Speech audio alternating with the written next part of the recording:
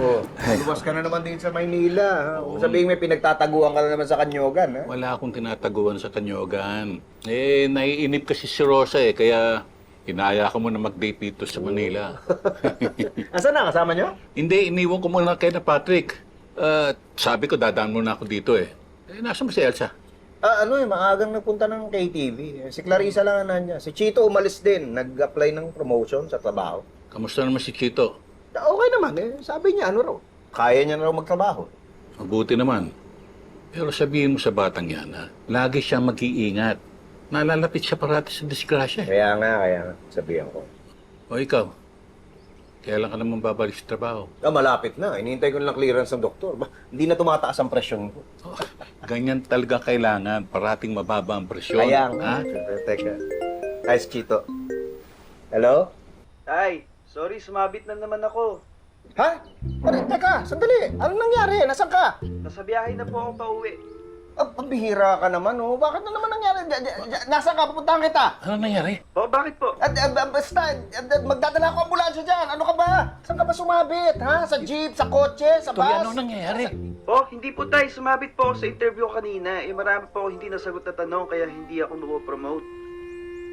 Ano nangyayari? Ito eh. Teka. Oh. Ano yan? Uy! Okay ka lang ba? Itoy! Tigilan mo! Lilo! 128/85 po. Ay, buti mababa pa rin. Eh, baka si Ryan. Hindi. Kaya ganyan yan dahil dun sa natutunan kong breathing technique. Ano? Anong technique? Technique yung ginagawa ko kanina, yung mabilis na paghinga na malalim. Ayun na ba yun? Oo. Akala ko sinasapian ka kanina eh. Uy, Lo! Uy. Tara ka, oh. Ay, Muntik nang ma-high blood si tatay sa'yo. Akala niya na-aksidente ka na naman. Alam mo naman, di pwede na-high blood o kaya na-i-stress si tatay. Nay, sorry. Hindi, okay lang. Hindi naman ako yung high blood, eh. Oo. Para ka lang sinapian kanina. Technique nga yun, technique. Technique na. Ay, ewan ko sa'yo. Alis na ako. Hey, Lo! Hindi naman malis. Eh, hinihintay ko ni Rosa. May date kami. Sige, Lo, enjoy. Yeah, ingat, tay. Ano naman? Yeah. Ay, sorry Okay lang.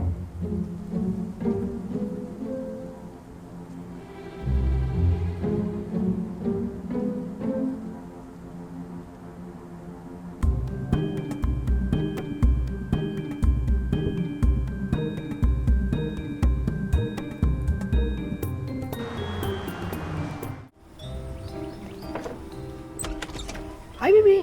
Naku, ikaw lang pala. Ano? Kumusta? Malungkot ka pa rin? Sabi ko sa iyo eh, allow me to help you fulfill your New Year's resolutions. Pakita pa na nga sa akin itong notebook mo. Kulit mo talaga. O, ayan. Yan, okay. Let's see. Mag-gym. Ang madali lang yun. Just find a gym na malapit rito sa bahay mo. Tinatamad akong lumabas ng bahay. Huwag na manghingi ng ulam sa iba. O di, prepare your own food. Tinatamad ako magluto. Dagdagan ang sahod ni Berta. O, baka sabihin mo naman, tinatamad ka lang kaya hindi mo magawa yun, ha? Hindi naman. O, di bakit hindi mo magawa? Wala nga akong pera. Alam ko na. Pautangin mo kaya ako. Hindi ba marami ka naman pera ngayon? Actually, pwede kong gawin yun. But what's the point of all of that?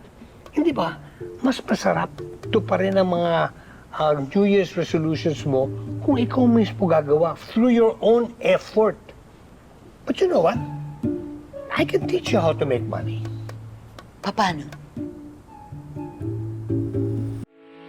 Getting all your Kapuso shows has never been this affordable. Subscribe to the GMA Pinoy Pack on YouTube TV for only $14.99 a month. Watch GMA Pinoy TV, GMA Live TV, and GMA News TV anytime, anywhere.